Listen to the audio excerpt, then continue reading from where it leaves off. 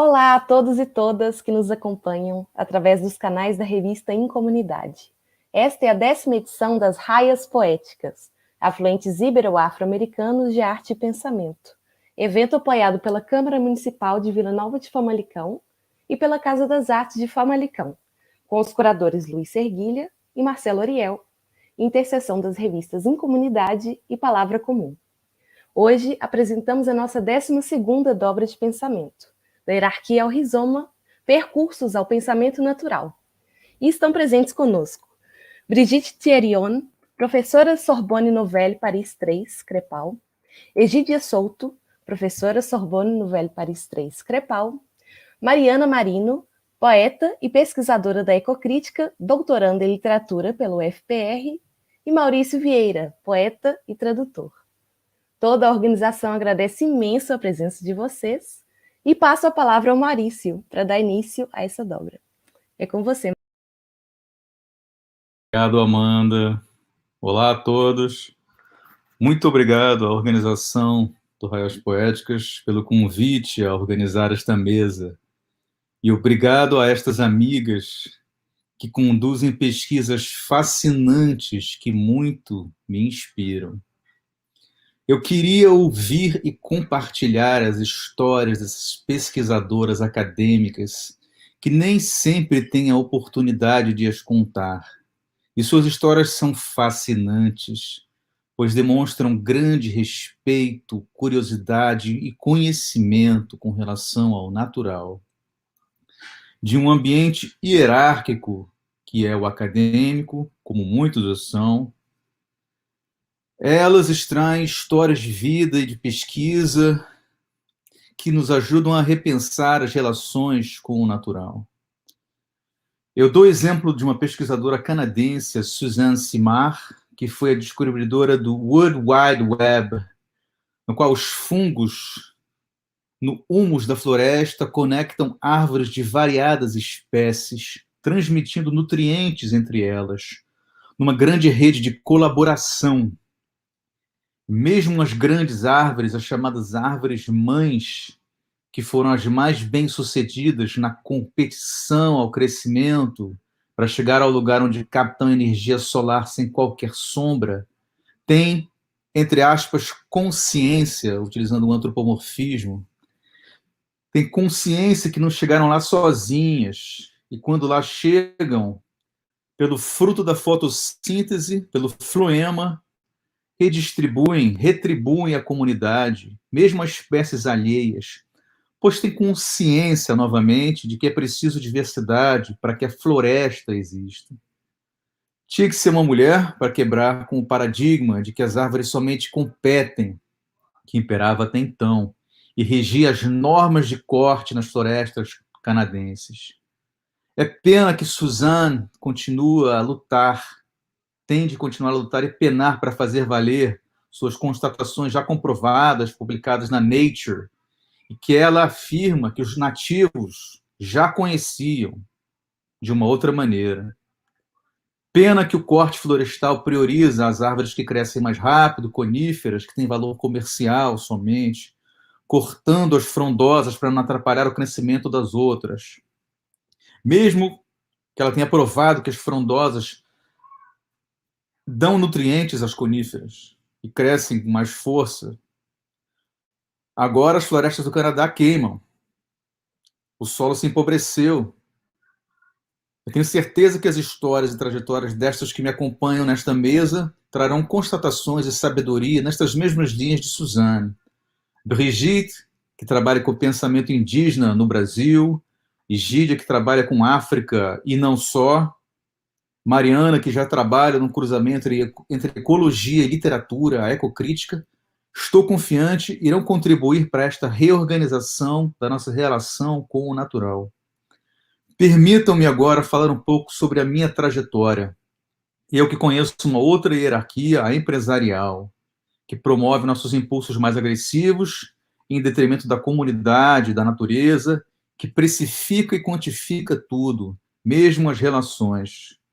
O mundo atual é reflexo disto, E o mundo virtual, por ser uma plataforma para nossos impulsos mais incontidos, não poderia ser diferente.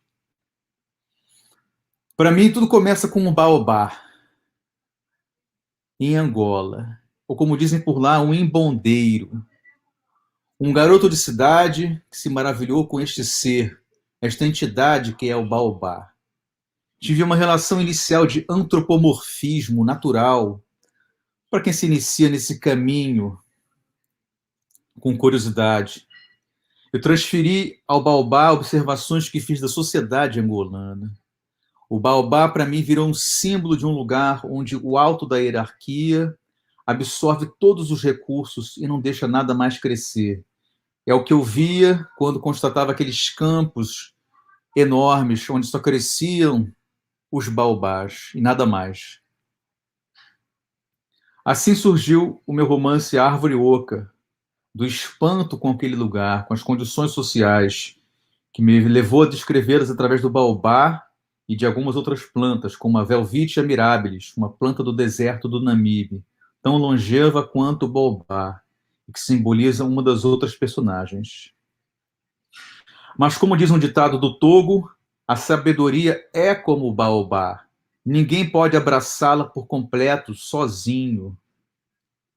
Eis que surge em colaboração um livro de poesia chamado Arvorescências e seu complemento, a revista Arvorescências, que desde 2014 publica textos em diversos idiomas sobre esta ligação entre poesia e natureza. Já publicamos Ana Paula Tavares, Lídia Jorge, Luiz Serguilha, Abreu Pache, entre muitos outros. Após este momento inicial de antropomorfismo, a observação da natureza se tornou um impulso vital. Eu vi que a observação me guiava por caminhos inusitados, fora dos currículos de pensamento tradicionais. Me chamou a atenção o pensamento de Leonardo da Vinci, que intuiu uma ruptura com o conhecimento escolástico, originário ainda de Aristóteles, de Ptolomeu, que já tinha 2000 anos, que era o dogma hierárquico que não podia ser questionado. Ele, apesar de não possuir a linguagem que faria a diferença, a matemática, que só viria posteriormente com Copérnico e Galileu, pela sua observação sem preconceitos da natureza, ele entendia que era preciso recusar o pensamento antigo, quebrar com a hierarquia estabelecida.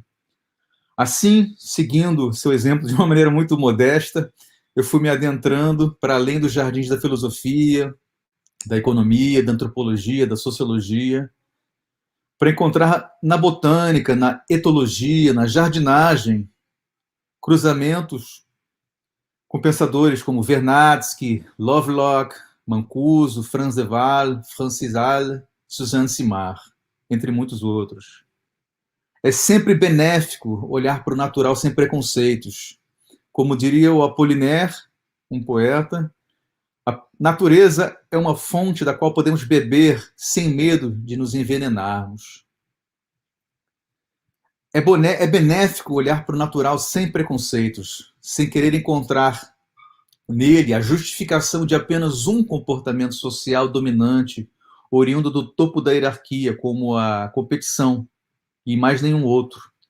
Pois há tantas relações no natural que não é possível viver somente de hierarquia. Quando o ser humano se inspira no natural, que é diversidade, acaso e necessidade, renovação, que conhece a hierarquia intraespécies, mas não entre espécies ou entre diferentes manifestações do vivo, coisa inventada por nós, ele se beneficia. Quando este primata hierárquico e social, com mais conexões sinápticas e criador de abstrações, questiona, reduz e elimina as grandes hierarquias criadas por ele mesmo, entre gêneros, raças, povos, e as pequenas hierarquias nas organizações, quando exige redistribuição, prestação de contas do topo da hierarquia, todos se beneficiam. Segundo a economista norte-americana Heather McGhee, todos perdem quando é praticada a hierarquia entre raças e classes numa sociedade. Ainda há muitas hierarquias ainda a serem questionadas, cutucadas, para que outras formas de relação possam ser estabelecidas ou reestabelecidas, com uma colaboração interdisciplinar e entre disciplinas.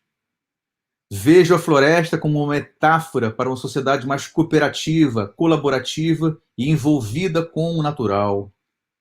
Para repensarmos esta relação entre as pessoas e com o natural, temos de ir além da filosofia, da antropologia, da economia, da sociologia e outras disciplinas. Cruzá-las, conectá-las com ainda outras, a serem descobertas, conectá-las com o pensamento indígena e olhar de maneira nova para o vivo, com vontade de aprender, não de ensinar. Buscar a conexão, a troca, a colaboração nas linhas do pensamento complexo. Eu vou pedir agora às minhas colegas de mesa que nos iluminem com suas constatações, contestações, observações e lições de suas trajetórias dentro da hierarquia, mas atravessadas pelo pensamento natural. A Brigitte, como já mencionei, que para quem eu vou passar a palavra, trabalha com o pensamento indígena no Brasil e vai nos explicar muito mais da sua trajetória. Por favor, Brigitte. Muito obrigada, realmente muito obrigada por essa bela apresentação e esta trajetória pessoal que você nos desvendou de forma tão interessante e instigante. Obrigada aos organizadores deste belo evento, obrigada às minhas companheiras de mesa e, sobretudo, a confiança e a amizade de Maurício Vieira, que me convidou a participar aqui, e eu retribuo com muito prazer este convite. Vai ser pessoal. Então, quando eu era criança, minha mãe guardava os livros da sua biblioteca dentro do armário do meu quarto. Adolescente, à noite, passei a ler os livros que ela escondia ali. A maior parte eram romances sentimentais que a faziam sonhar e que me fizeram também sonhar em aventuras românticas, mas não apenas. Na hora de dormir, eu observava detalhadamente os meus braços e achava-me predestinada ao ver 3 manchas formando um triângulo que me parecia desenhar os contornos da África. Pois entre os livros encontrava-se uma coleção do Reader's Digest, os livros encadernados em couro, com títulos escritos em letras de ouro, apresentavam excertos de obras clássicas. Havia também uma coleção sobre as viagens de exploração. Foi assim que li avidamente as aventuras de Stanley e Livingstone. E o meu maior desejo era fugir do horizonte estreito da minha pequena localidade de província para explorar o vasto mundo e compartilhar a vida aventurosa destes exploradores. Detinha-me avidamente sobre as obras de Rudyard Kipling, lançava-me de cabeça num combate de polo nas costas de um cavalo desenfreado, atravessava o deserto montada num camelo e bebia o chá amargo oferecido pelos homens azuis de olhos penetrantes. Os livros despertavam um espírito sedento de aventura da adolescente tímida que eu era.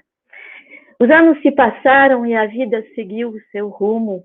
Ainda não pisei na África e a Ásia não me abriu as portas de seus templos perdidos nas espessuras da Mata Virgem. Cultivei o meu jardim no coração de uma deliciosa região francesa, numa pequena localidade de 100 habitantes. No entanto, a despeito de me perder nas trilhas obscuras de outrora, percorri as páginas inesquecíveis de livros e autores que fizeram de mim uma exploradora de quintal. Pois, em verões sucessivos, o quintal da minha casa foi o teatro grandioso destas descobertas. Encerrei nas as águas revoltas do Amazonas num copo de água e amancei serpentes e aranhas, mosquitos e ouriços a despeito de onças. O meu percurso seguiu na direção da ficção que, de forma potente, pode expressar a mais complexa realidade. A Amazônia abriu-se à minha curiosidade apaixonada. Fugi na jogada de Jules Verne, aventurei-me no mundo perdido do ilustre Sir Arthur Conan Doyle para ir ao encontro dos últimos animais pré-históricos que lá subsistiam, intactos, com o professor Challenger. Decepcionei-me com Euclides da Cunha frente à aparente monotonia do rio-mar em Belém. Uma primeira impressão rapidamente corrigida em páginas de grande intensidade lírica e dramática, em que o homem se torna um intruso impertinente por tentar naturalizar a opulenta desordem na Mata Virgem. Li a literatura alucinada e acusadora de Alberto Rangel e verti lágrimas sobre o corpo sanguinolento de Maybe, a mulher indígena crucificada no tronco da seringueira. Não resisti ao encantamento das páginas das verdes moradas do naturalista William Henry Hudson, em que o amor à natureza é apontado como a única via de felicidade para Abel e a misteriosa Rima. Ficcionistas contemporâneos como Milton Atum e Márcio Souza, e poetas como João de Jesus Paz Loureiro, Jorge Tufik e Tiago de Mello, me levaram a conhecer um mundo frágil, dilacerado entre a preservação do rico imaginário dos povos da floresta e a distopia do progresso e da urbanização. Como proclama o filósofo Ailton Krenak, a vida é selvagem. O mundo não pode ser reduzido a esta dicotomia. É o que nos dizem artistas como Potiguara, Tiago Costax, e eu vou compartilhar o meu ecrã. Um minutinho, por favor. Cadê o meu ecrã? Espero que partilhar tout l'écran. Cadê? Atrás. Aqui. Tiago Costax, mas e também o Ira Sodoma. Eu deixo as duas, né, os dois artistas expressarem, como vocês podem ver, a sua concepção da nossa relação com a natureza. E a relação com o mito. E volto, desculpem, para... como é que eu faço de novo? Para... Sim, eu vou... Não apareceu por aqui, se você puder tentar. Não apareceu? Não apareceu? Não foi compartilhado? Não, não. Bom, então não sei o que fazer. Eu posso compartilhar. Pode sim, seria melhor sim, porque eu não consigo, desculpe. Se puder compartilhar, então vamos ver. Então, os nossos dois artistas. O primeiro que está aqui é o Tiago Costax, autor de O Pássaro de Fogo, idealizador da Associação SOS Terra, que atua de forma impressionante a favor da natureza e da defesa da ecologia. E o segundo que eu gostaria de mostrar, o segundo artista, é o Ira Sodoma, personagem artista que vem encarnando também no próprio corpo esta dicotomia entre o imaginário, a figura da boiuna, e a realidade trágica do destino reservado à Amazônia. Muito obrigada por ter compartilhado. Eles traduzem em imagens fortes que investem o seu corpo transmudado para denunciar os ataques ao meio ambiente e ecoar os sonhos proféticos de um Davi Kopenawa, tentando segurar o céu em cima de nossas cabeças rebeldes. Tomara que possamos ainda declamar os versos de um dos maiores intérpretes desta realidade, o escritor e poeta paraense Benedito Monteiro, falecido em 2008, que nos convida a entrar no universo amazônico. Eu cito: vem da Amazônia este grande poema, esta grande e imensa poesia que inunda minha alma. Vem da terra verde, onde as mãos das crianças, acenando ao longe, parecem asas de pássaros cansados. Vem da planície verde este grito estranho, este grito bárbaro, que já rompeu de todas as florestas e reboou em todos os igapós. Vem da Amazônia este grito forte que tem a voz nova das crianças e a poesia antiga da voz dos meus avós. Esta é a voz da Amazônia que hoje nos estende a mão pela voz dos seus filhos e filhas nativos, genuínos produtores deste imaginário e protetores da sua integridade física. Nosso corpo, nossa terra, nos dizem as mulheres indígenas hoje em luta pelo seu território. Escolhi propositadamente, para concluir, alguns versos da poetisa Márcia Huayna Cambeba, autora do livro O Lugar do Saber Ancestral, cuja etnia é conhecida como Povo das Águas. Eu leio. Visão na floresta. Atrás da clareira, eu vi um portal, luzes fluorescentes, vem do céu um sinal. São bênçãos divinas para a floresta animal. Chegou o pajé montado na onça, balançou o maracá, apontando para o ar. Lá vem Jurupari para lhe ajudar. Levantou uma ventania, surgiu uma moça.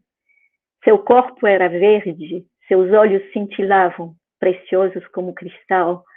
A onça nem se mexeu, hipnotismo, afinal. O pajé recebeu a bela que a floresta pariu. Veio cheia de encantos, só o homem que não viu seu caminhar sereno, seu cheiro de alecrim como breu. Anjo com calma de guerreira, com alma de guerreira, caminhou para perto da clareira. Um raio entrou no seu coração, num grito falou: sou a filha do trovão, quero amor nessa terra. Vim punir quem promove a devastação, só dá paz. Mas se preciso, faço guerra. Aqui, minha conversa encerra. Muito obrigada a todos e a Márcia Cambeba por esse trecho do seu belo poema, O Lugar do Saber Ancestral.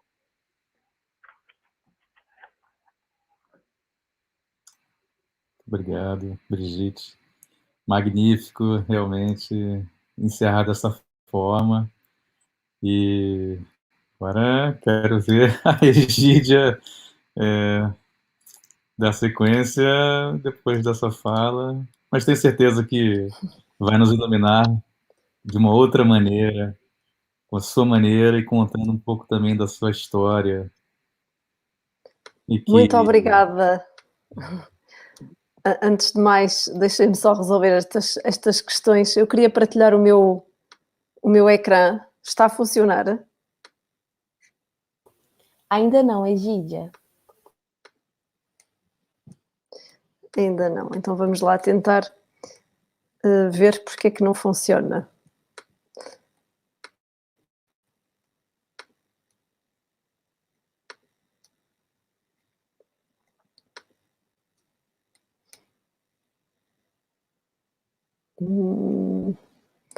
Bem, é que realmente se eu não conseguir mostrar estas imagens, vocês vão perder uma parte daquilo que eu vos preparei, que é também uma fala muito, muito pessoal. Portanto, tem aqui uma mensagem que me diz que o meu Firefox bloqueou o acesso.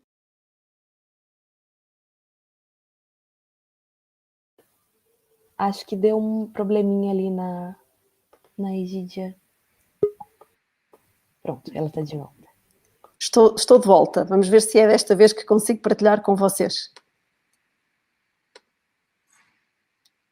Não consigo partilhar com vocês. Bom, não consigo partilhar com vocês e não sei porquê, porque um bocadinho funcionou. Será que eu tenho outra maneira? Porque realmente vocês vão perceber quando verem as imagens porque é que é importante para mim. Até porque Egídia, você pode tentar entrar pelo Google Chrome, porque parece que o da Brigitte funcionou quando ela entrou pelo Chrome. Mas eu não tenho Google Chrome. Posso tentar entrar pelo Safari, por exemplo. Ah, o Safari não funciona muito bem com o Não, StreamYard. porque o Google... É mais o Chrome e o Firefox. E eu não tenho o Google Chrome. Bem, desculpem.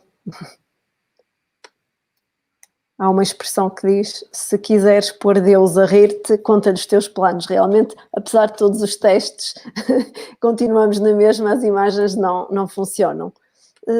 Bem, o que é que eu posso fazer para que isto funcione? É talvez enviar novamente,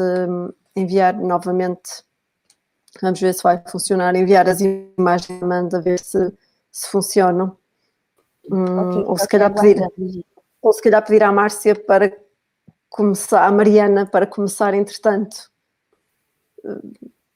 Acredito que tudo bem, enquanto você vai me mandando, Egídia. A Mariana pode prosseguir para a fala? Tá tudo bem? Não sei se ela se importa. Então, tudo bem. Vamos passar para a Mariana, então? Ok. Então, primeiramente, eu queria agradecer ao convite. É uma alegria imensa estar aqui com o querido Maurício e com a Egídia e a Brigitte, que eu conheci através do Maurício. Então, eu acho que é essencial para o que a gente vive hoje, principalmente, né, em estado alargado de pandemia, esses encontros acontecendo e rompendo fronteiras territoriais, e fico muito feliz de estar aqui. Bom, eu vou falar um pouquinho sobre a minha trajetória e como foi a motivação para essa fala hoje.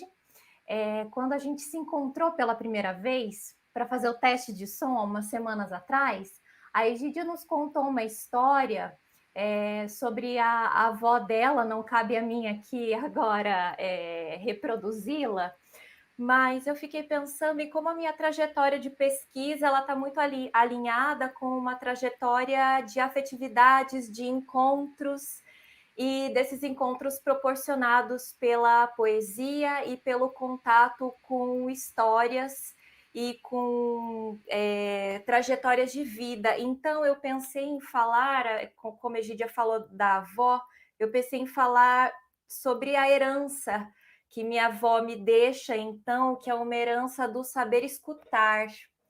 E acho que isso tem tudo a ver com o que eu penso hoje sobre, na minha concepção, sobre o que seria um pensamento natural, ou uma epistemologia natural, ou um contato com, enfim, outras histórias. E isso vem, então, de uma herança com a minha avó e com o mar.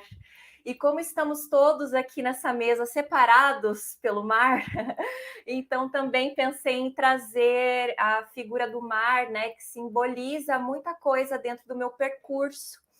E querendo começar então a falar da minha avó, que é portuguesa e que veio para o Brasil ainda muito jovem. E eu lembro de sempre criança ouvir muitos os fados de Amália Rodrigues, e o meu preferido dela, e eu acho que um dos preferidos da minha avó também, porque apesar de hoje, aos 84 anos e com um Alzheimer bastante evoluído, ela ainda consegue cantar a Canção do Mar, da Amália Rodrigues. E pensando então nessa minha infância, ouvindo os discos, os fados da Amália, eu fiquei muito inspirada a ouvir as histórias da minha avó, a história de vida dela. Então, penso que o mar me aproximou dessa... o mar treinou os meus ouvidos para a escuta. E esse treino para a escuta, ele veio, né, dessa herança da minha avó, que tem muita vontade de conversar. Ela sempre foi uma pessoa que gostou muito, muito de partilhar a sua história e outras também, mas a partir do momento que ela vem para o Brasil, ela se vê muito sozinha, apartada da família, dos irmãos e de toda a experiência na comunidade humana em que ela vivenciava a sua trajetória. E aí, a partir desse momento, eu comecei, então, a nutrir uma devoção pelo mar. E sempre que, então, eu ia à praia, geralmente, primeiramente com a minha família, depois com amigos e pessoas próximas, eu comecei a exercer, então, mais atentamente esse, para usar as palavras de Donna Haraway, esse outro instrumento de visualização, né? Que seria pela escuta, aprender a ler e a enxergar o mundo também com os ouvidos. E aí a gente entra no poema que eu gosto muito, né, de Sofia de Mello, Foi no Mar que eu aprendi, né? Foi no mar que eu aprendi que eu respiro melhor na praia. E segundo momento de trajetória, então, foi como a Brigitte nos falou da sua belíssima trajetória, que também é recortada por viagens e por essas marcas, né, históricas para a gente em viagens, em quebra de fronteiras. Foi, então, nesse segundo momento, quando eu viajei para o Cerrado brasileiro, que, além da água do mar, eu comecei a ter devoção por outras águas e que entrou dentro da minha trajetória muito proficuamente a poesia do Manuel de Barros, com quem que eu parecia conversar toda vez que eu lia.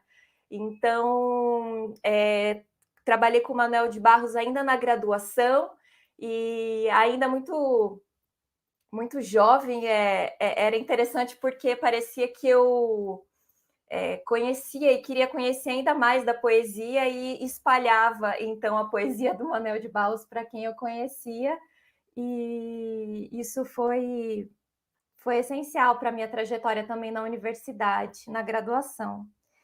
E aí, em uma viagem para a praia, uma viagem ao mar, que eu fiz com colegas para um balneário que fica em frente à Ilha Bela, em São Paulo, um lugar lindíssimo, que eu fiz meu primeiro mergulho livre.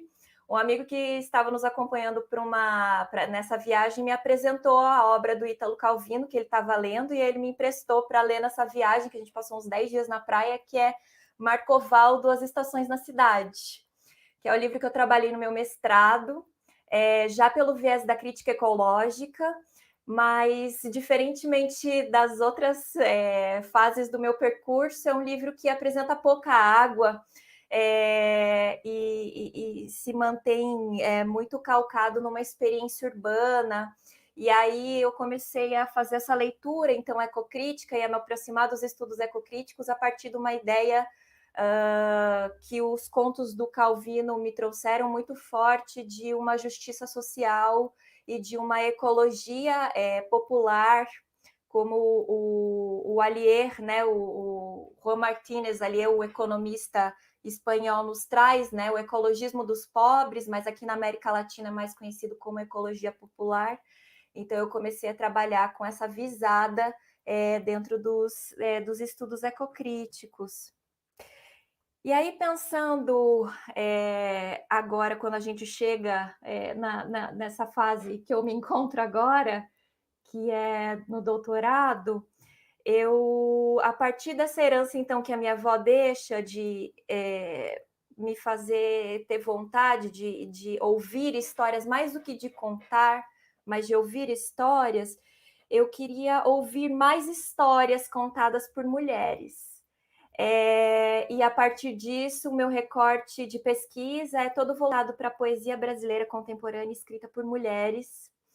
E gostaria também de citar aqui essa vontade de, a partir dessas histórias, resgatar genealogias, um texto que para mim é muito caro também no meu trabalho poético, né? Esse resgate genealógico, não só da minha família, mas de outras influências, um ensaio belíssimo, escrito pela Bell Hooks, que me foi apresentado ano passado pela poeta do Rio, Thaís Bravo, uma das oficinas que ela ministra, que se chama Heranças Estéticas, a história feita à mão, que conta, então, Bell Hooks vai contar como ela tinha um cobertor, uma manta, não me lembro agora, minha memória tá um pouco abalada nesses últimos tempos, mas é um cobertor que a mãe dela, se não me engano, teceu e que em várias fases da vida dela, aquela manta sempre a acompanhava. E eu achei isso muito bonito para a gente pensar, então, como as histórias contadas por mulheres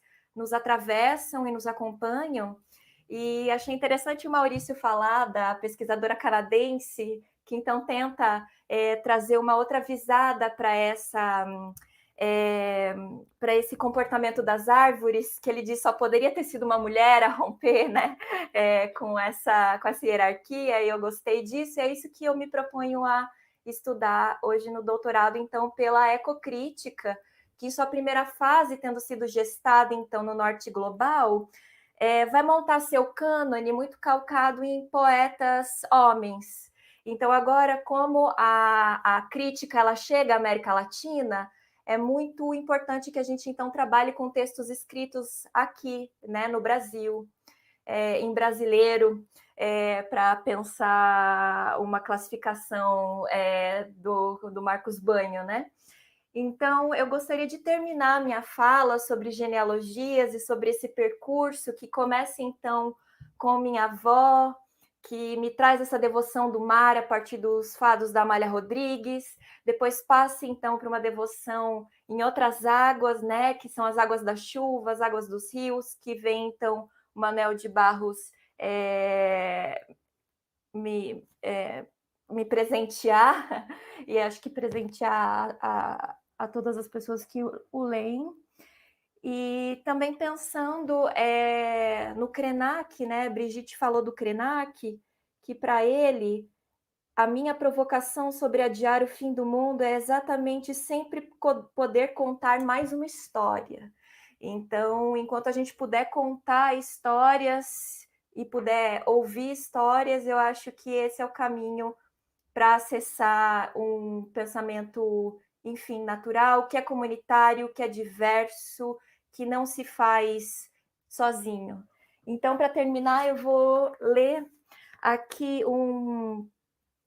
uma parte da epopeia contemporânea da Neide Arcanjo. É uma poeta que não é tão conhecida no Brasil, mas ela escreveu essa epopeia chamada As Marinhas, em que ela diz aqui nessa parte: há uma biografia pessoal e coletiva em algum lugar perdida na memória. Procuro aí, procuro no meu sangue o mapa e o compasso do sonho peregrino que dará os nomes das coisas e dos homens. Assim não mais serei o mareante condenado a viajar nas velas do poema. Terei acesso ao leme onde a vida, estuante e convertida, me navega. A mesma vida, agora escafandrista, que emerge com feitos valorosos e musas de esmeralda em mares recolhidas, luminosos e turvos mares de poesia penetrados, entrevistos em páginas selvagens, cavidades espantosas, terraços a dar para o suicídio, material inconsciente a resgatar, ressuscitado entre os mortos e remorsos, e tempo perdido e recherches, lidas e vividas em noites delirantes. Olhos sempre postos nas estrelas ou nos instrumentos de escrever, adormecidos à minha frente, tão domésticos e sagrados, ignotas armas. É isso.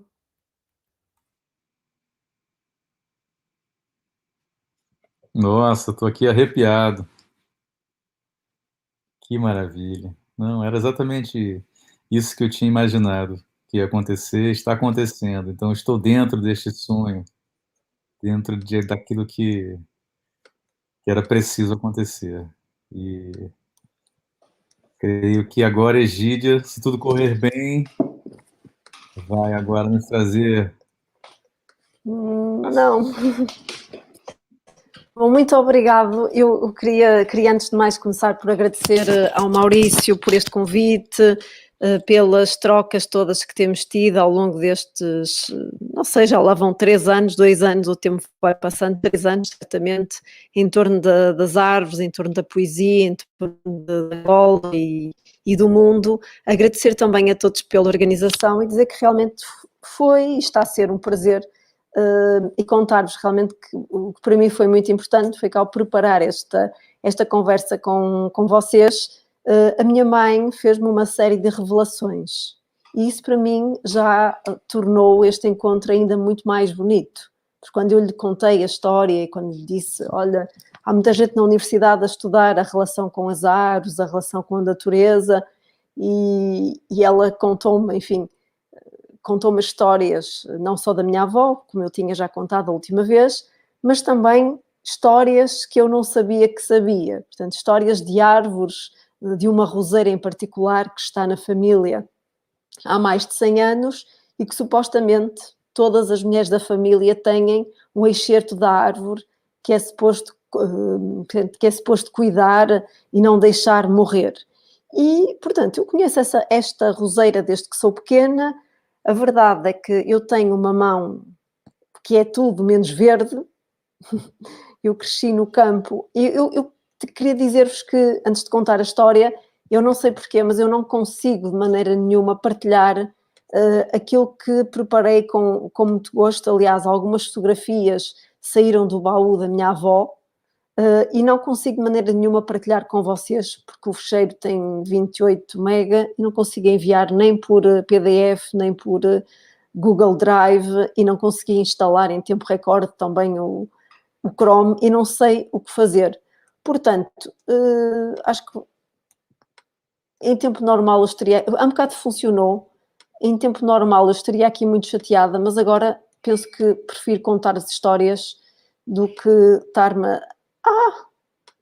Vejam se aparece. Funciona?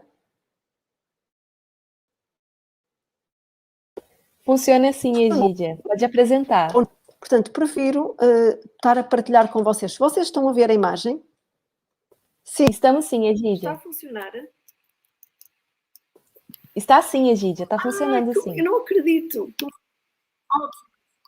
Ótimo, há coisas que funcionam. Portanto, antes de vos contar a história desta roseira e de vos contar, no fundo, o que é que este encontro permitiu, esta relação, e foi muito bonito, eu queria agradecer à Brigitte pelo testemunho, também muito comovente, nós falamos muito tempo sobre estas histórias, mas o que é que vamos contar, e nós que temos a tradição universitária, académica, de contarmos, enfim, só histórias de maneira muito pensada e com uma problemática muito grande, mas como é que vamos contar isto?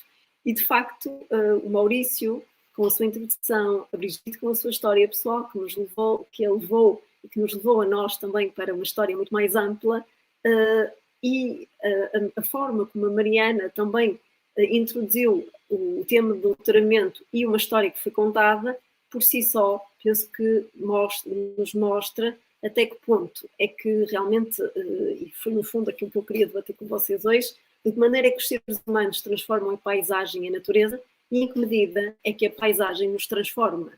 E a questão que eu me coloco, finalmente eu penso que desde pequena, mas sem ter consciência, é como é que a geografia pode ser vista como um limite ou como uma passagem, e no fundo como é que toda a paisagem que eu considero poética, e mais precisamente o poema, é um receptáculo onde cada um de nós, onde o sujeito poético, o ser humano, guardou a matéria e a emoção de uma vida. E penso que foi isso de maneira muito bonita que nos mostraram todos vocês.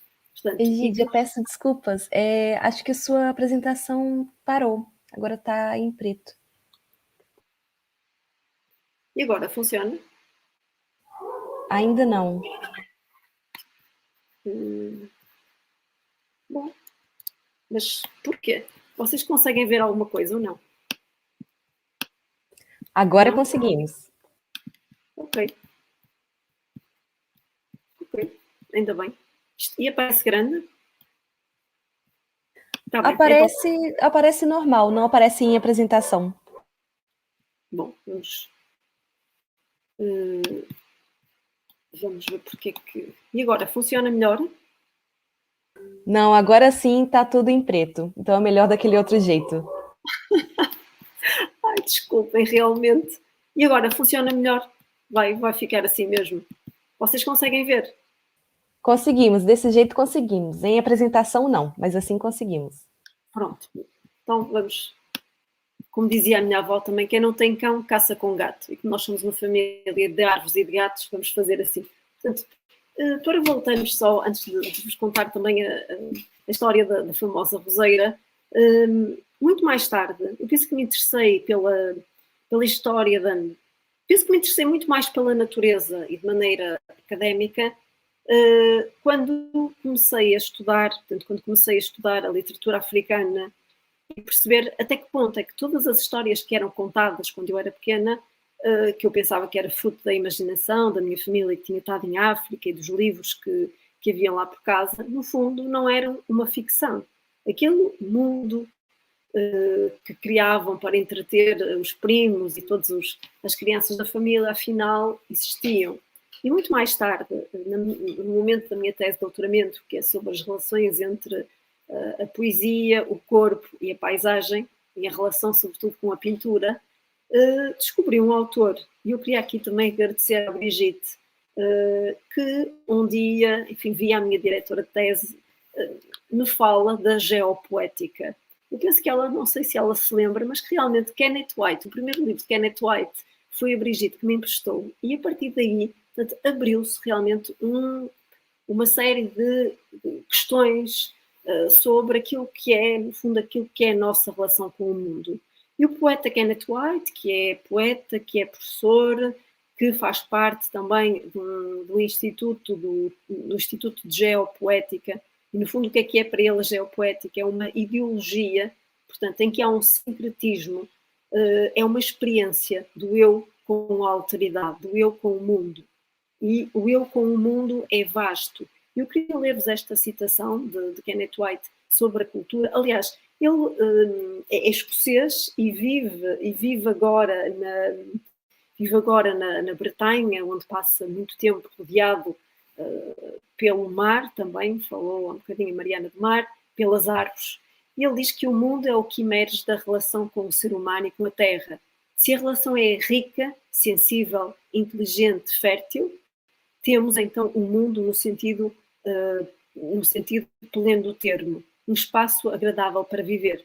No entanto, se esta relação for inadaptada, insensível, para não dizer brutal e de exploração, como falou o Maurício no início, então temos um mundo estéril e vazio, um mundo imundo. Eu não queria deixar de lembrar estas palavras.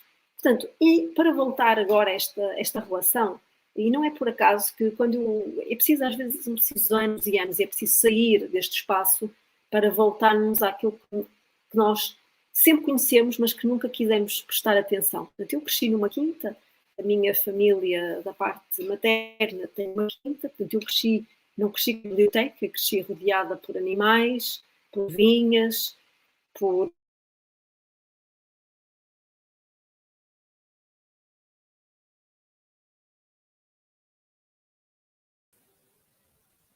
Acho que a Egídia deu uma travadinha. Pronto, voltou. Está de volta, Egídia. Portanto, eu dizia que cresci numa quinta e que aprendi, antes de saber ler, a minha avó ensinou-nos a olhar para as nuvens, para saber se havia chuva. Íamos para a escola e quando voltávamos da escola tínhamos que semear batatas, tínhamos que trabalhar na terra. De maneira que, portanto, nenhuma criança quer trabalhar na terra em vez de ir brincar. E então, o que é que a minha avó encontrava como solução? Portanto, a minha avó inventava histórias das nuvens, com chuva, com trevoada, e inventava ficções que só mais tarde é que eu pensei que ao ler os autores africanos, percebi que eram nem mais nem menos do que lendas. Portanto, do que lendas surrealistas, se quiserem, lendas mágicas, em que ela inventava uma vida. Portanto, a vida, podíamos fazer aqui uma analogia com a vida secreta das plantas, com o livro do alemão, e a minha avó inventava uma vida secreta dos legumes. Portanto, eu penso que tive uma infância rizomática e percebi muito mais, porque na altura eu não sabia nada sobre estes conceitos, portanto, mas tive uma infância feita de ramificações. E penso que, e aqui voltando ao trabalho de memória da criança, que todo este tempo que eu passei na Terra, sobretudo os momentos da vindima, por exemplo, foram os momentos de todos os nomadismos possíveis. E volto agora, portanto, e agora vou contar-vos a história da Roseira. Quando recebemos, portanto, o cartaz do evento e eu mandei para a minha mãe, que mora em Portugal, disse-lhe, imagina, não sei, eu que não consigo, a única coisa que cresceu em minha casa há 1 ano e meio foi um pequeno barco que me trouxeram da África e que já ameaçou morrer e que constantemente renasce. E então foi a única árvore que plantei 3 semanas antes do confinamento. E árvore que eu alimento e que vejo como um sinal do tempo. E nesse momento, quando eu contei isto à minha mãe, portanto, ela mandou-me esta fotografia que vocês veem aqui, e por isso que era importante partilhar com vocês, que é a tal roseira centenária que existia na quinta dos meus avós, e todas as irmãs, e portanto a minha família são 11, bom, agora já são só 9 filhos, e todos os que moram em Portugal têm um enxerto desta roseira, como vocês veem aqui. Portanto, nós todos crescemos, escusado será dizer que eu nunca prestei atenção nenhuma a estas roseiras, porque há tantas, mas esta não é como as outras. Esta é a roseira da minha avó, é a roseira onde nós fazíamos os piqueniques e é a roseira onde ouvíamos as histórias. Por isso é que eu queria partilhar com vocês e agradecer mais uma vez ao Maurício por esta oportunidade, porque eu, senão não teria sabido essa história. Porque a minha mãe tem não sei quantas roseiras. E aí, no momento em que ela me contou esta história, eu queria dizer-vos ainda outra coisa, esta parede é a parede dos antepassados. Porquê? Porque a tradição de uma futura, todos eles que já não estão connosco. Ou melhor, eles continuam a estar connosco. E esta roseira não sai daqui. Portanto, esta história levou-me a passar um tempo com a minha mãe depois disto e a ler-lhe um conto, por incrível que pareça, um conto de Henri Gougaud, que vocês certamente já leram, que se chama L'Arbre de l'amour et de la sagesse. E é um conto que eu conheço há anos, que se chama O Mestre do Jardim. É um conto tradicional da Arménia, que fala de um rei que quer plantar flores e, sobretudo, rosas raras. E no final, portanto, ele tem um escravo que trabalha para ele e é o único escravo. Escusado será dizer que ele contratou praticamente todas as pessoas do reino. E há um homem, Samuel, que consegue fazer com que a roseira cresça. E portanto, o rei, quando a roseira dá flor, o rei pensa que é imortal, porque esta roseira é a roseira da imortalidade. E no final do conto, portanto, o rei ordena a Samuel que fique a trabalhar para o rei durante 100 anos. E sabem o que é que acontece ao rei? O rei morre. O rei morre e quer mandar matar Samuel, porque afinal a rosa não é a rosa da imortalidade. E sabem o que é que responde Samuel? O Samuel diz-lhe: o mestre do jardim morre como toda a gente. O mestre do jardim, a roseira dá a vida eterna, não é o mestre do jardim, é aquele que todos os dias se levantou cedo para alimentar a rosa. O mestre do jardim é aquele que a rosa escolheu para crescer. Sabem esta história, não vos vou ler a história toda, mas esta história comoveu-me muito porque é sempre realmente um debate. Saber porque é que todos os dias a minha mãe tem que regar, porque é que ela não vem mais vezes visitar-me, porque há o problema do jardim, quem é que se vai ocupar do jardim? E como veem, esta roseira é um símbolo da memória do tempo. E a partir desta história, eu estive em Portugal há pouco tempo, esta história levou-me a visitar 2 tias que já têm uma certa idade, e falámos também de todo este momento em torno da roseira. E se me permitem, esta história levou-me também a pensar num poema que eu gosto muito, de Rainer Maria Rilke. Ele tem uma edição em português, Frutos e Apontamentos, que é a tradução de Verger. Vocês conseguem ouvir-me? Sim? Conseguimos, sim, Que Edith. se chama, portanto, é um poema sem título, mas da parte do livro Rosier, que diz: aqui a terra conta coisas, ao céu que a ouve tão bem. Lembrar-se delas está para além desses nobres montes.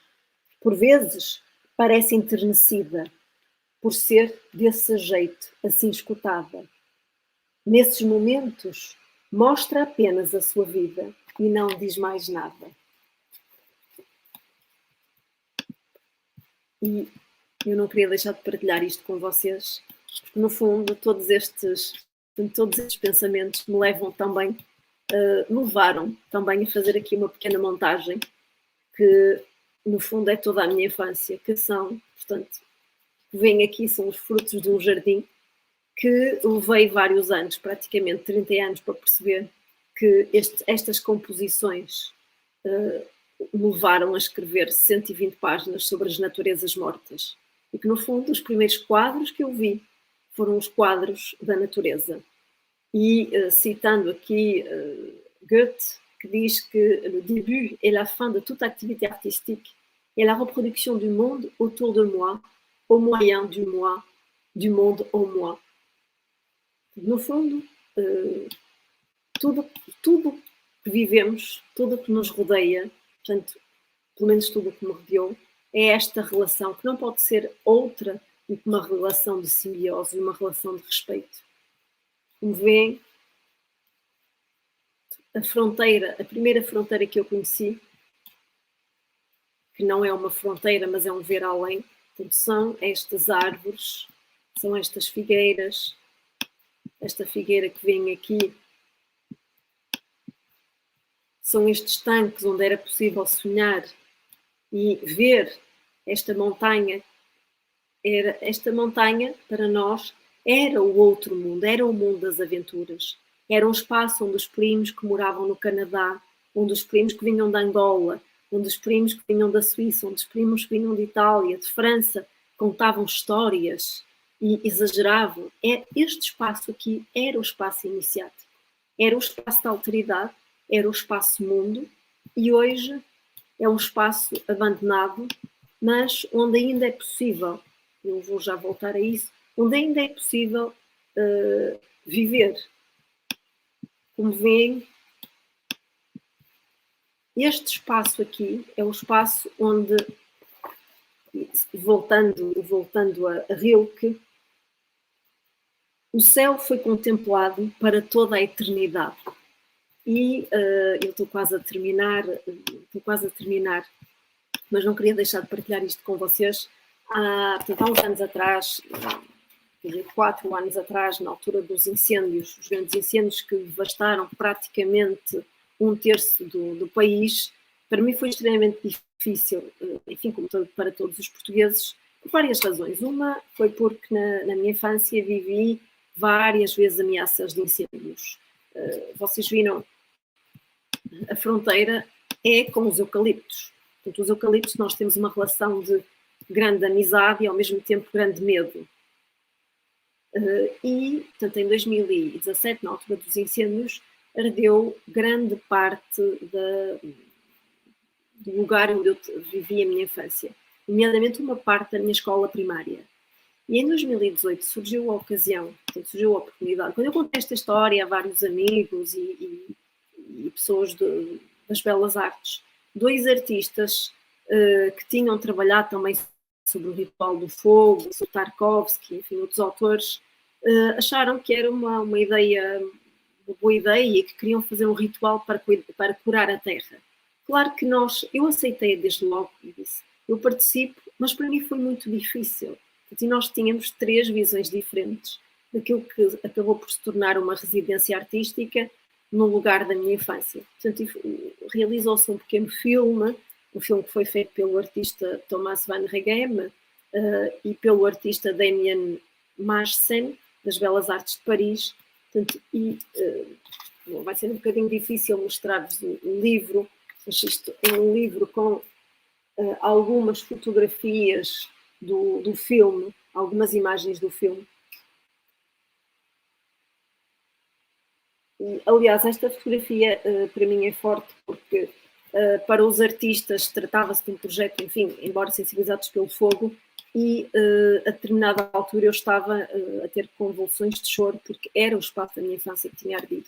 Portanto, e a minha ideia foi, vocês veem aqui, isto é sensivelmente 7 depois dos incêndios, veem que os eucaliptos, a vida é sempre mais forte do que a morte.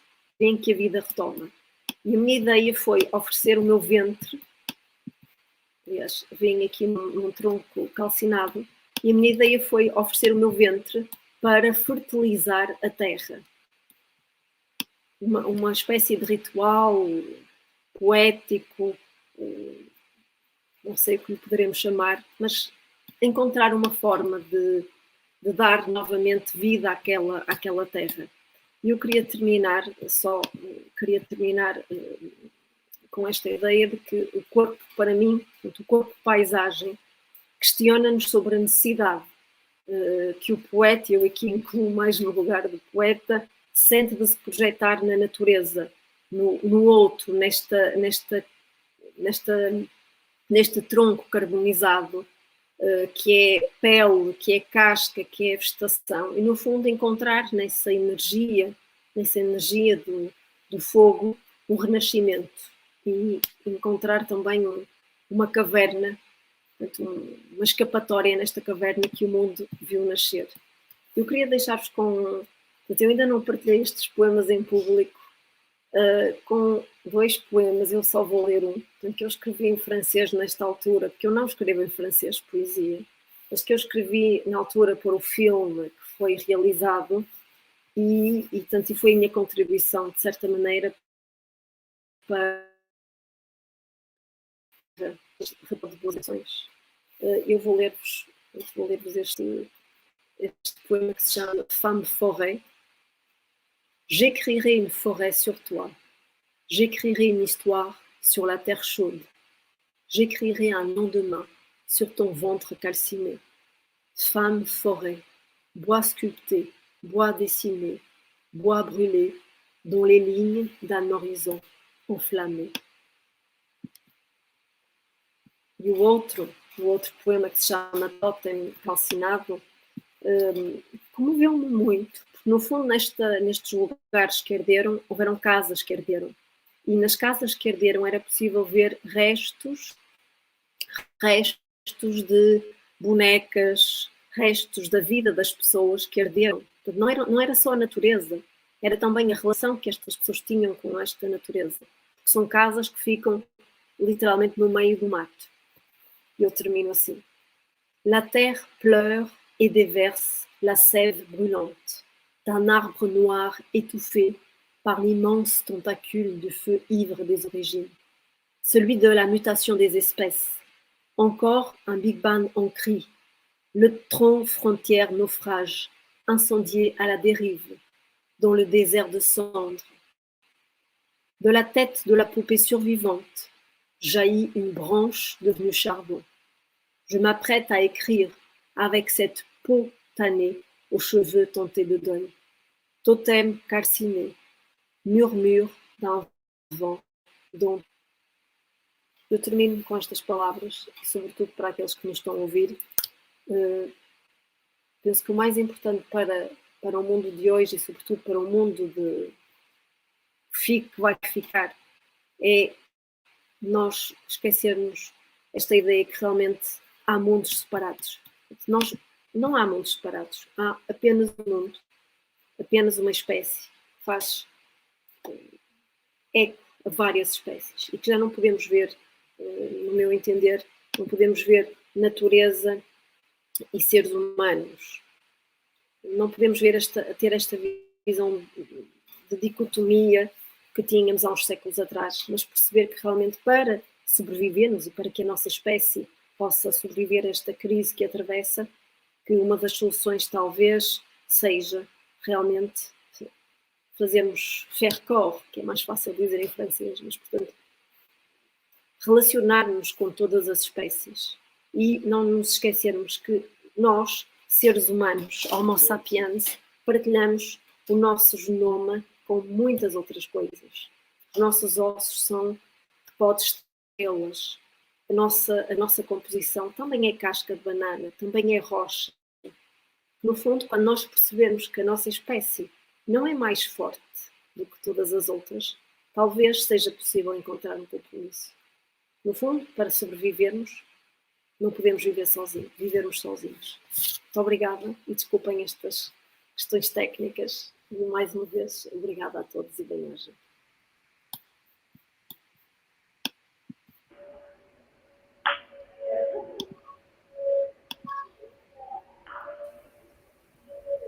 Muito bem, pessoal. Nós temos algumas perguntas do público.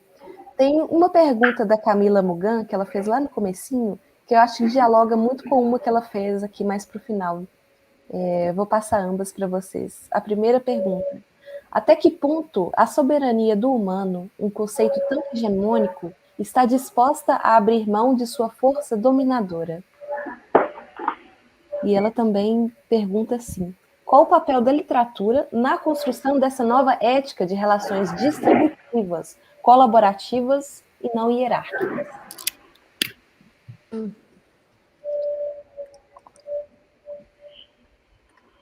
Quem quer responder?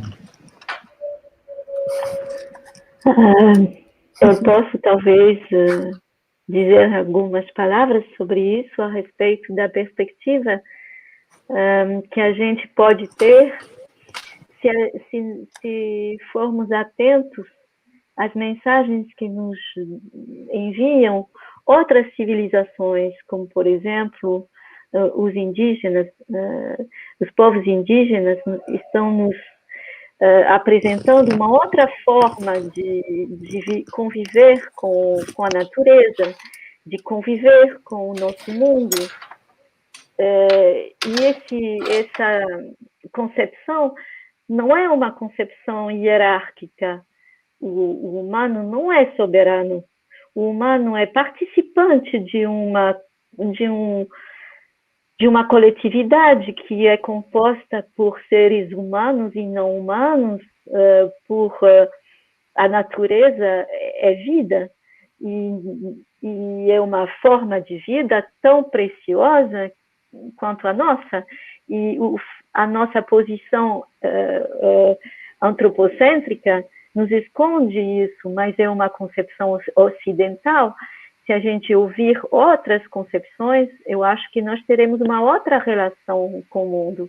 E, claro, a literatura escrita hoje, ou dita hoje, porque há várias formas de literatura, o conceito mesmo de literatura é um conceito ocidental, eurocêntrico, mas há outras formas de pensamento que são tão valiosas e que são também propostas graças aos novos mídias, graças justamente à penetração dentro mesmo da academia, de pessoas que têm outras culturas. Se a gente for atenta, poderemos talvez entender uma outra mensagem e modificar o posicionamento, porque ele não pode ser uma voz única.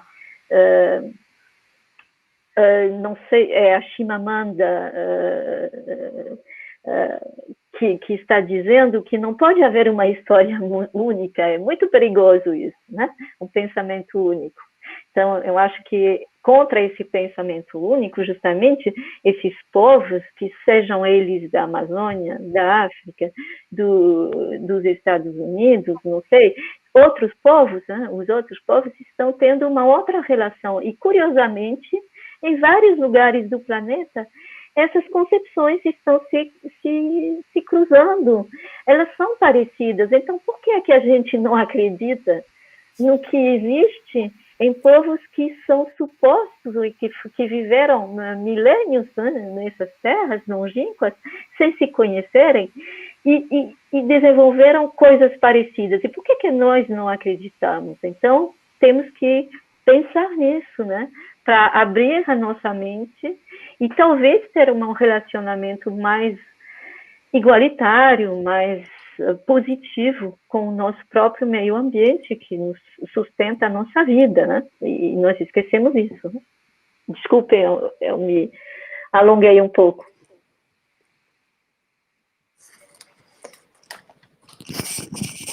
Posso acrescentar uma coisa?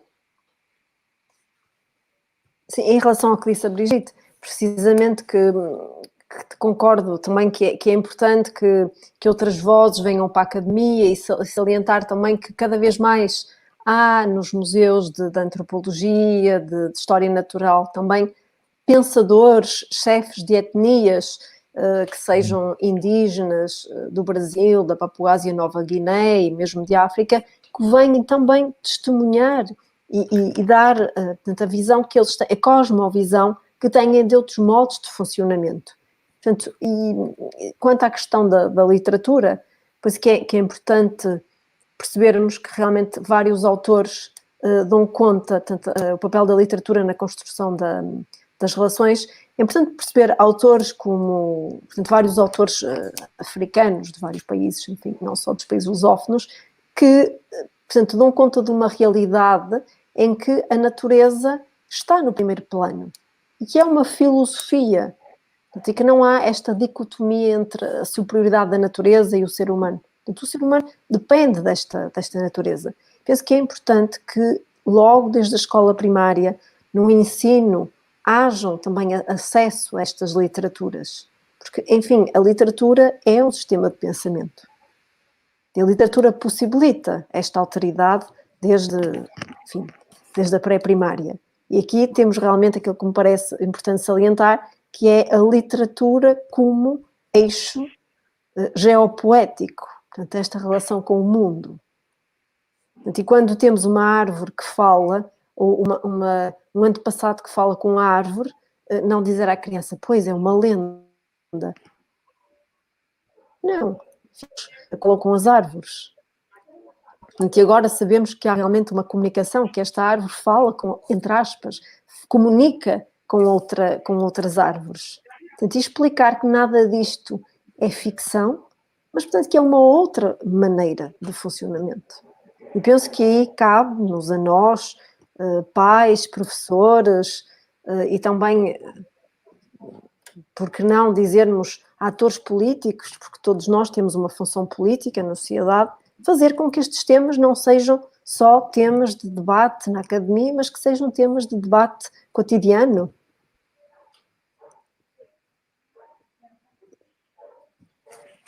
Desculpem, também me alonguei um bocadinho. Há tempo ainda para eu acrescentar uma coisa? Claro, Mariana, pode falar.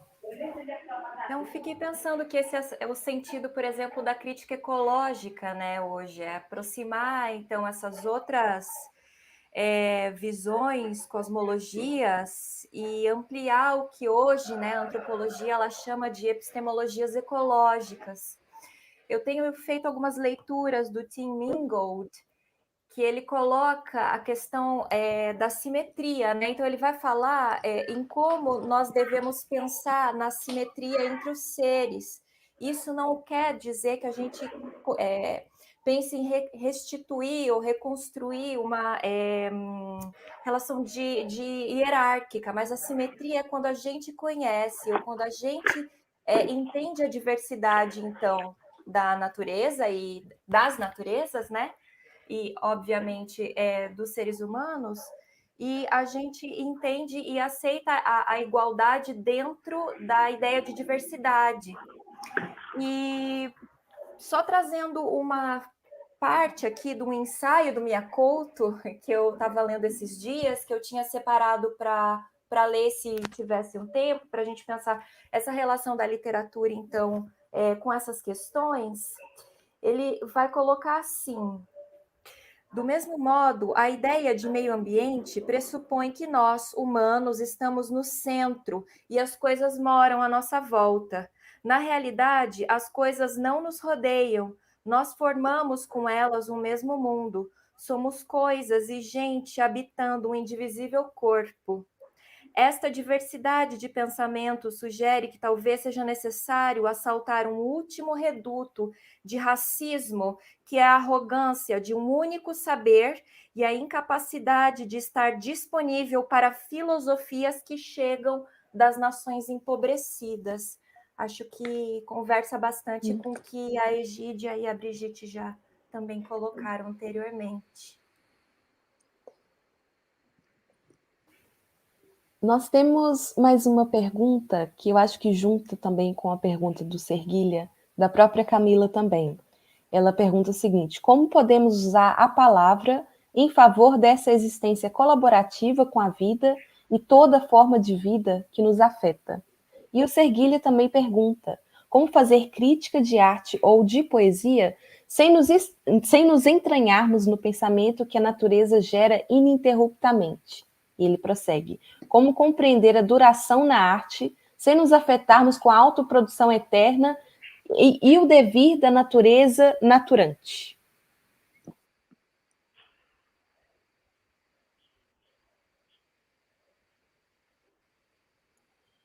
Bom, já que as minhas nobres colegas já responderam, eu vou tentar dizer algumas palavras aqui.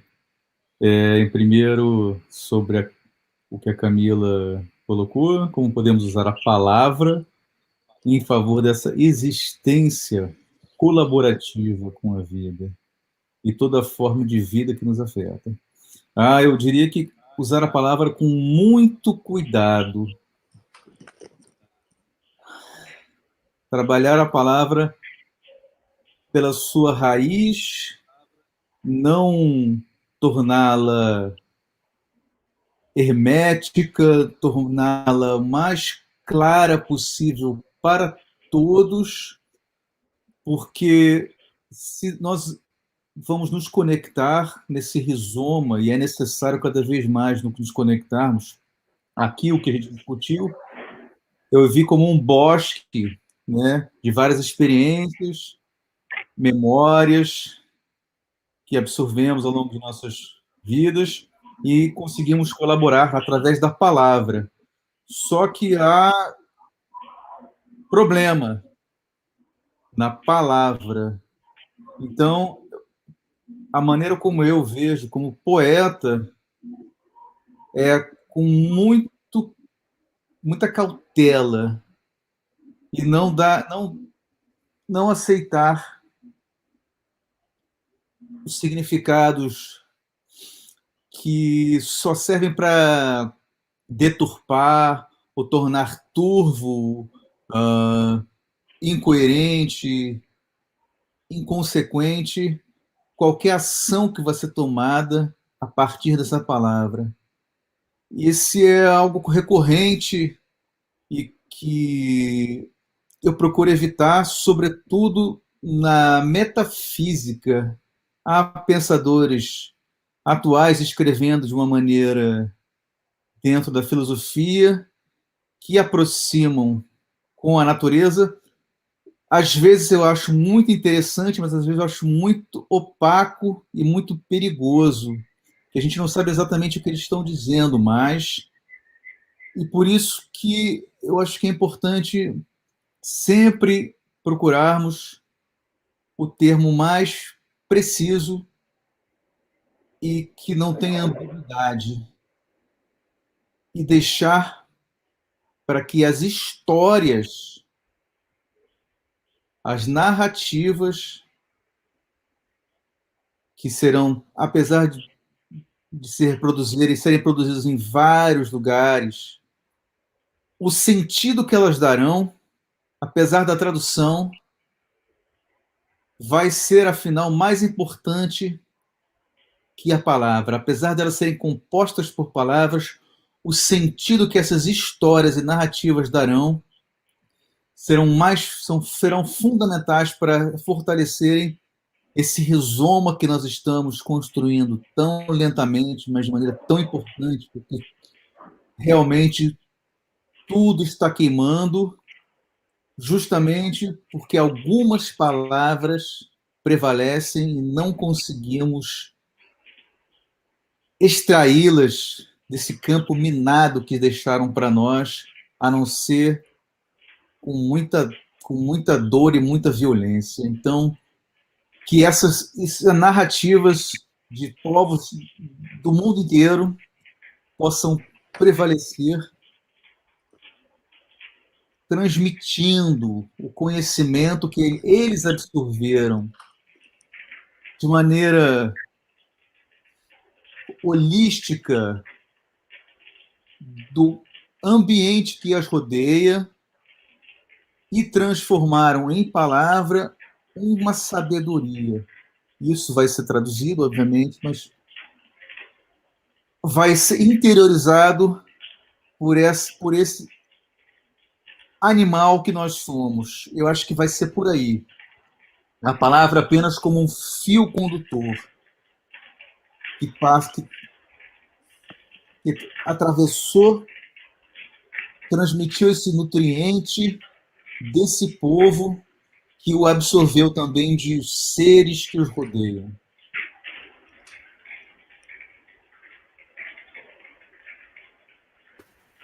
Alguém gostaria de comentar esses questionamentos do Serguilha também?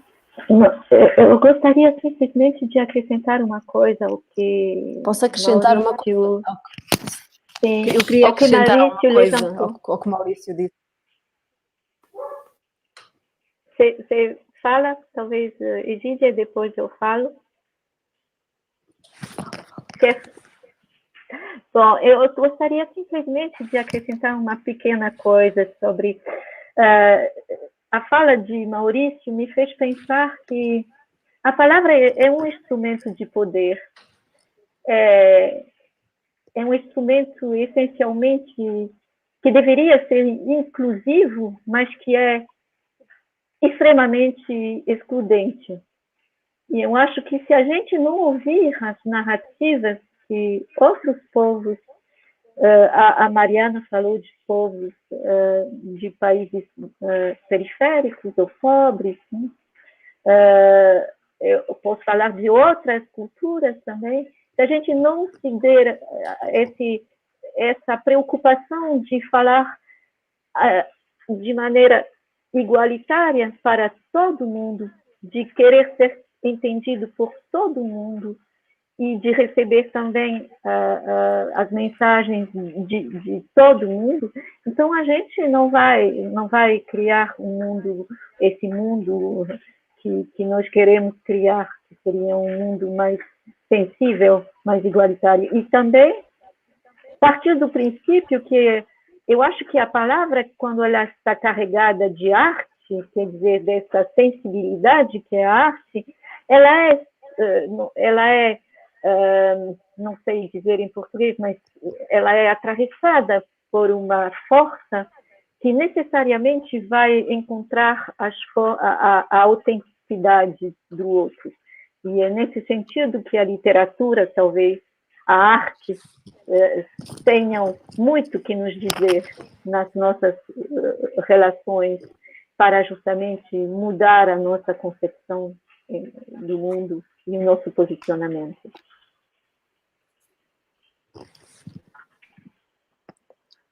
Eu queria só acrescentar um pequeno ponto.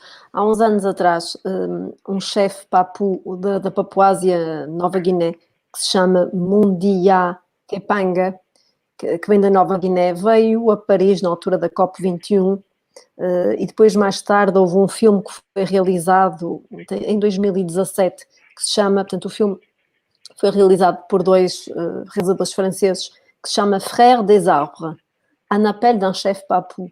E que, eu queria deixar esta sugestão, que é um filme extremamente bonito, em que realmente é um chefe de uma etnia que tem bastante, portanto, que é bastante mediático, que alerta, portanto, as sociedades ditas cortadas, eu aqui coloco entre aspas, cortadas da natureza, ou que não precisam da natureza, portanto, apela a estas sociedades para perceberem o que é que está a acontecer, quais é que são os efeitos da desflorestação, quais são os efeitos deste corte com o mundo sensível, com o mundo da floresta. E que é um filme que vale a pena ver, um filme que esteve em alguns festivais e que deveria ser, como todos os documentários, portanto, que implicam também o trabalho da população, que deveriam ser mais vistos. E aquilo que disse a Brigitte também em relação a esta sensibilidade que é deixada pelos artistas, eu penso que poderíamos ainda, se calhar, hoje fala-se muito de também passa por uma relação com o sensível e passa também pela mudança do peso das palavras. Portanto, deixarem de haver hierarquias quando se fala da natureza. Mas tudo isto são caminhos, e eu penso que o facto de estarmos aqui a debater neste festival de poesia sobre a questão é, já por si só, também prova de um avanço. E que são todas estas pequenas atividades que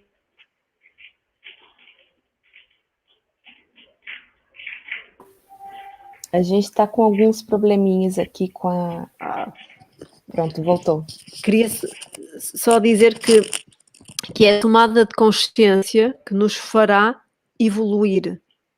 E que em alguns países, portanto, os médicos prescrevem a ida ao museu para curar doenças. Noutros países, como é o caso da Alemanha, com as medicinas naturais, como é o caso do Japão há séculos, prescreve-se a silvoterapia, portanto, banhos de verde. Hoje sabe-se que, e isto é também utilizado pelo sistema, pela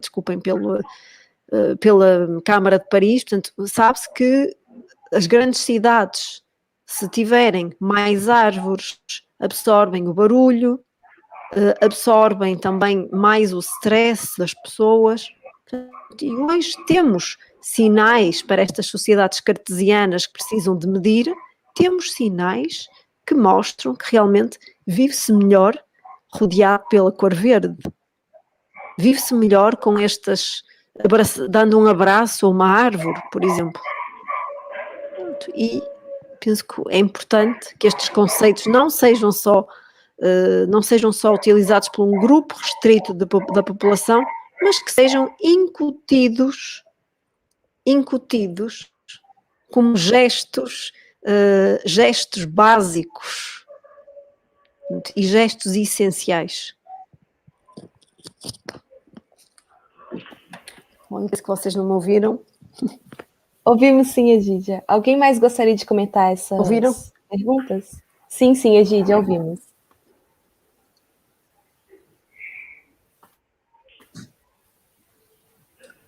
Bom, se ninguém tiver mais adendos, eu gostaria de passar para do Marcelo Ariel. Ele fez uma pergunta e adicionou um adendo. Ele pergunta o seguinte: para além de nossa história pessoal / singularidades, como vossas pesquisas acadêmicas podem Vocês conseguiram ouvir? Sim, Egídia, conseguimos ouvir.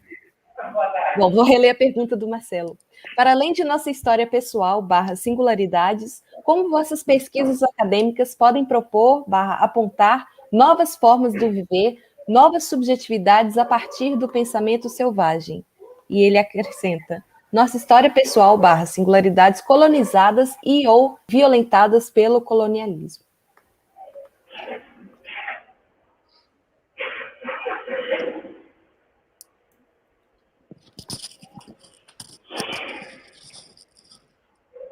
Posso dizer alguma coisa?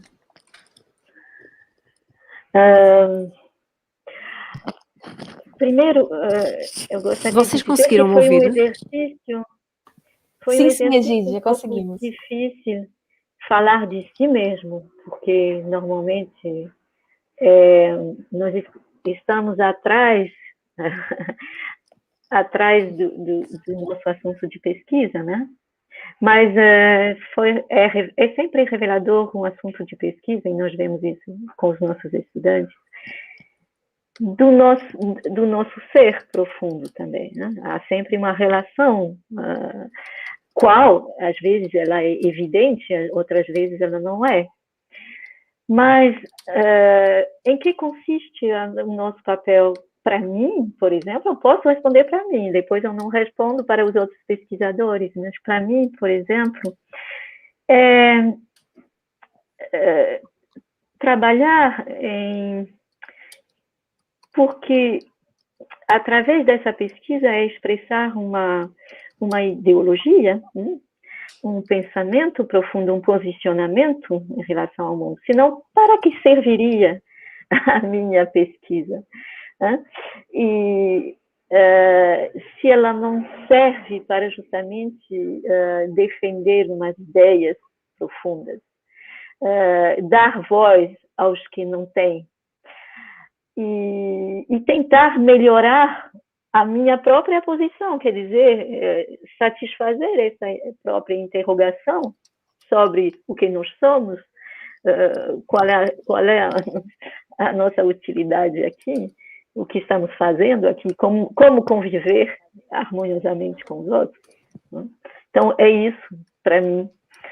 Além da história pessoal, que não tem grande importância, afinal de contas, o importante é a mensagem que a gente quer, através das nossas pesquisas, eu acho, transmitir, mesmo de forma modesta, mas participar de uma construção, que é uma construção coletiva, para mudar as coisas, talvez, no melhor dos casos.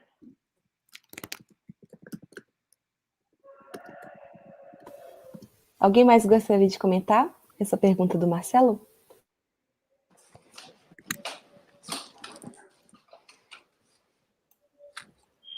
Eu acho que pensando o que o Marcelo coloca, quando a gente pensa, então, né, como as nossas vivências se dão a partir, então, né, dessas violências e como a gente pode, a partir da tomada de consciência em relação a esses tantos cenários, a gente pode desviar o olhar ou até mesmo lançar um outro olhar para o próprio objeto de pesquisa. Então, eu acho que para a gente trazer, então, uma outra forma de viver e experimentar outras subjetividades, a gente precisa começar a fazer esse movimento do que algumas pessoas já colocam como descolonizar o imaginário, né? E como a gente descoloniza o nosso imaginário? Eu acho que não tem resposta certa para isso. É uma questão muito complexa para eu falar pontualmente aqui, rapidamente sobre, mas acho que é isso que nós nos propomos a fazer hoje, que é conhecer e estar abertos, né, como pessoas, como pesquisadores, como sujeitos com agência, como escritores, a consumir outros tipos de arte, abrir os nossos horizontes para consumir, se é que eu posso dizer assim, né? Consumir não seria a palavra, mas para outras literaturas, outros sistemas literários, outros sistemas artísticos, outros modos de pensar e nunca distanciando, acredito, no meu caso de pesquisa, o objeto de análise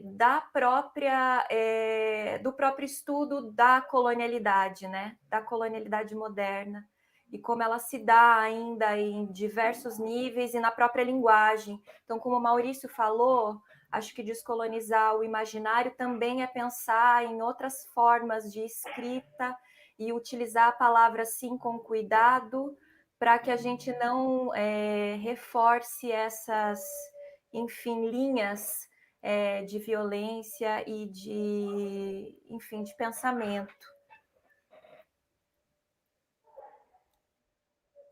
Posso? Claro, claro.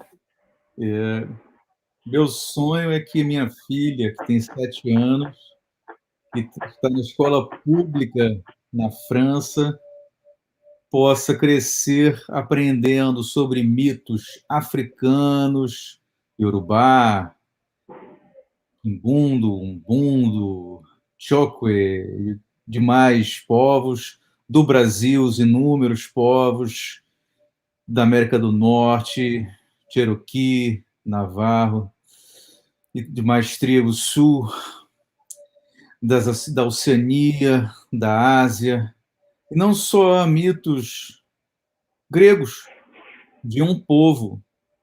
Por que somente Orfeu e Atena tem que recultivar o nosso imaginário,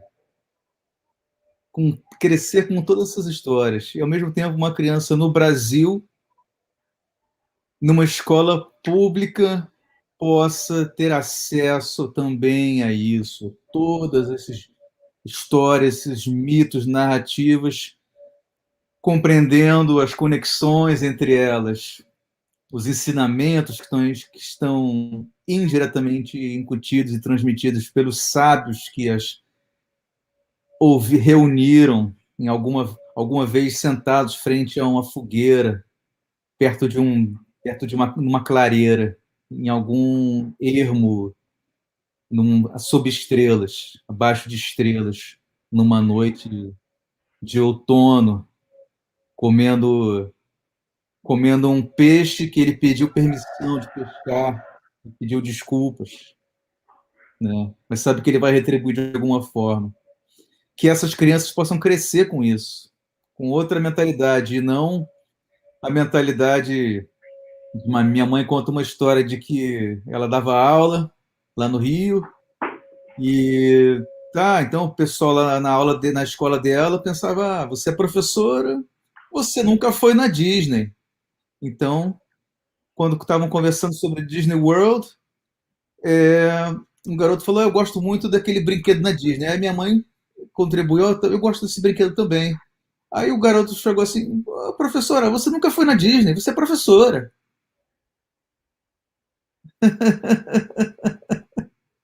Sabe, que criança não cresça com esse tipo de mentalidade, porque ela já ouviu histórias do mundo inteiro e quebrou com toda essa hierarquia, todo esse pensamento que vai crescer quando ela vai aminar e vai fechar em certos sistemas, em certas palavras, e não vai abrir para outras. Ele só conhece aquela semente que nunca vai se abrir, e tem tantas outras para conhecer. É uma tristeza isso que acontece no ensino, no mundo inteiro. Que a criança cresça, vai virar um adulto assim. Alguém mais gostaria de comentar a pergunta do Marcelo? Maurício? O Maurício falou há pouco dessas escolas em que a gente gostaria de ver toda essa diversidade representada. Eu acho que o Brasil está avançando um pouco hoje, né? Com a lei da diversidade cultural, que incentiva a aprender as culturas afrodescendentes e também indígenas, né, na escola. Isso incentivou muito a produção, justamente a produção literária, do ponto de vista indígena, por exemplo, porque houve incentivos à publicação e distribuição em todo o universo acadêmico, das primeiras, das escolas primárias até a universidade. Esse ensino é obrigatório normalmente. Então, eu não duvido que daqui a pouco as coisas hão de mudar e vão mudar, porque já se vê, né, para o ensino, por exemplo, das culturas afrodescendentes no Brasil, há muitos estudos acadêmicos agora sobre justamente isso, o que não era o caso antes. Então, eu acho que isso vai ser também, da mesma forma, vai acontecer para as culturas indígenas.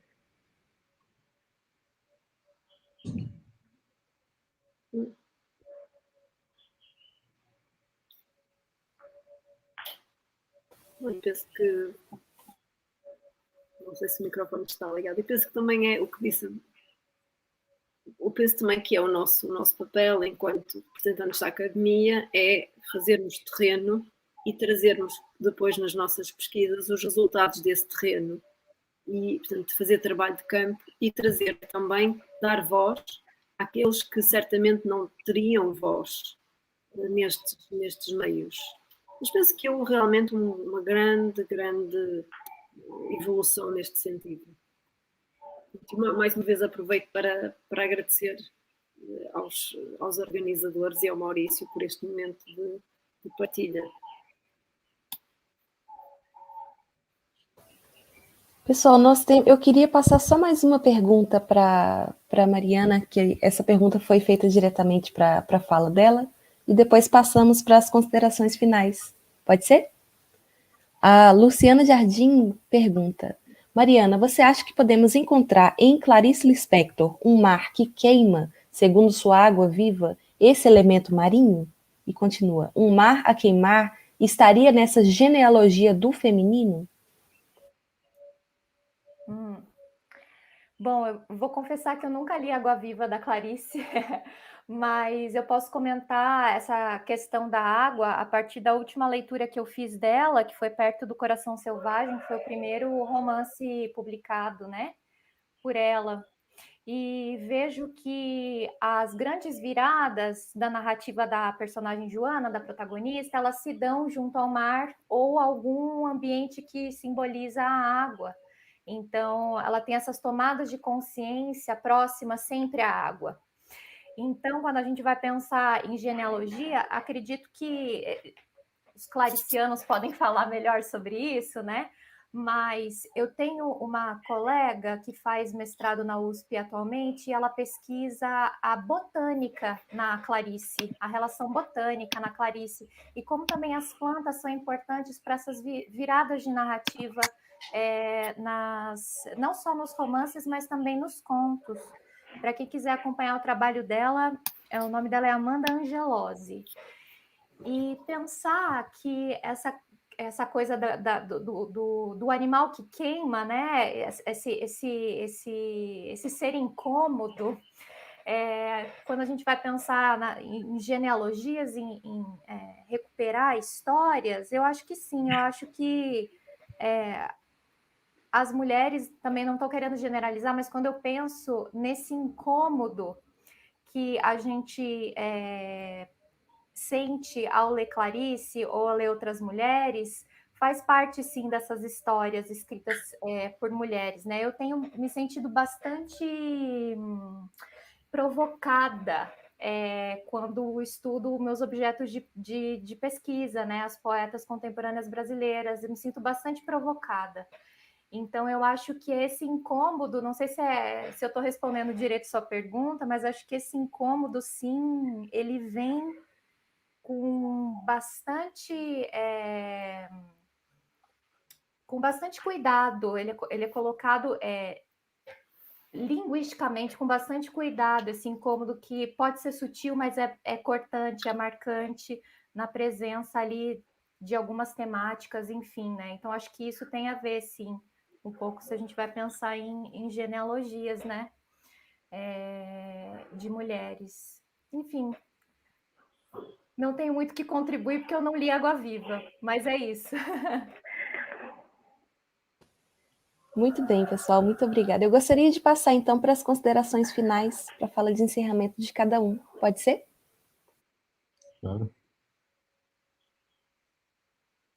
Olha, foi exatamente isso que eu pedi, exatamente isso que eu imaginei, que essas acadêmicas trouxessem as suas memórias, suas lembranças, a emoção, as histórias de suas avós, suas histórias de infância, como isso, de alguma maneira, se reflete no seu trabalho, acaba se refletindo de alguma maneira no trabalho intelectual, porque o intelectual, para mim, é uma maneira de trabalhar o que a gente sente.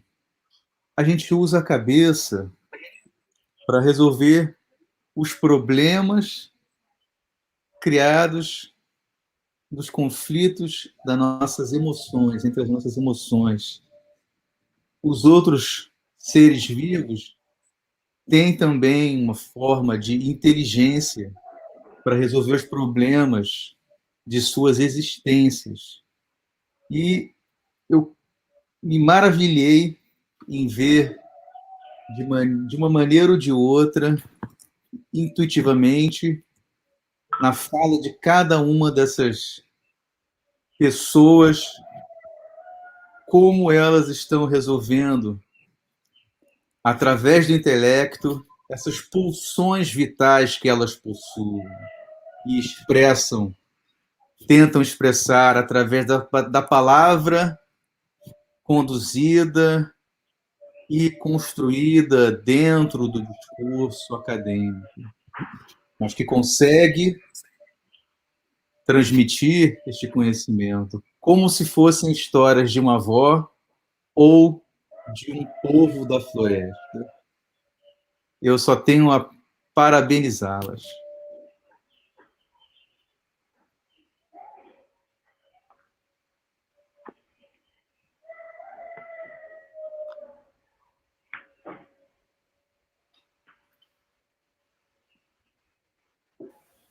Mariana, Egídia, Brigitte?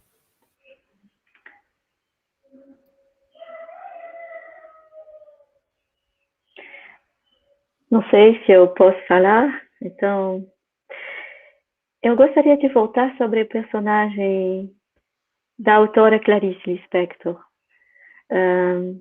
Eu não li também Água Viva, peço desculpas, não li tudo.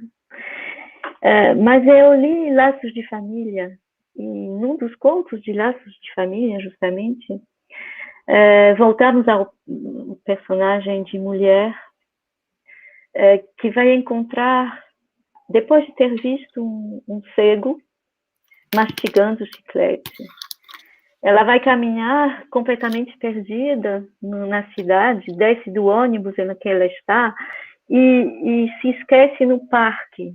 E aí ela tem um momento de alheamento total, em que o universo desta árvore, em frente da qual ela se sentou no banco, vai revelar-lhe uma vida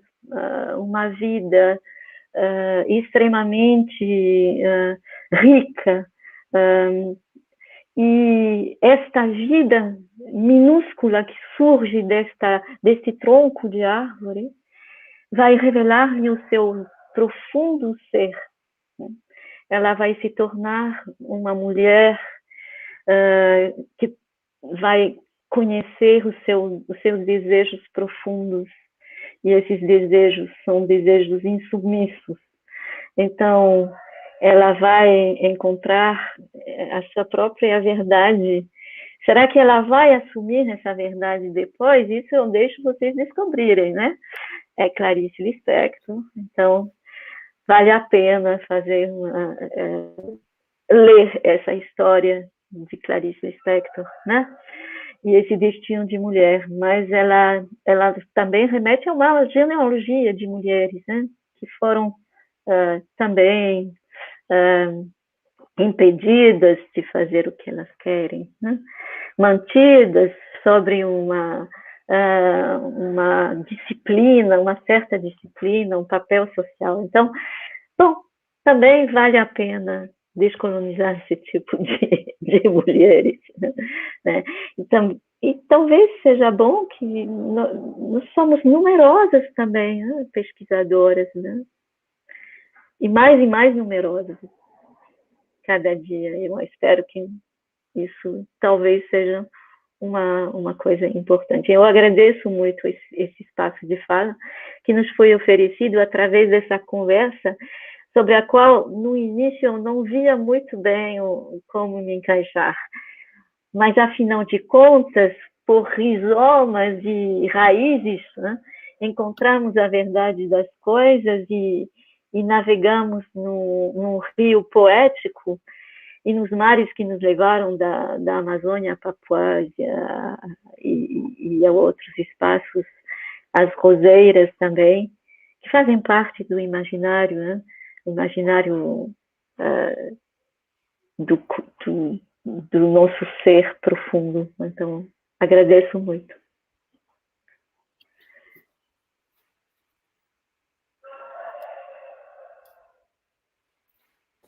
Eu também queria agradecer muito ao Maurício pelo desafio, porque realmente não é fácil falar assim de maneira tão aberta de uma história pessoal.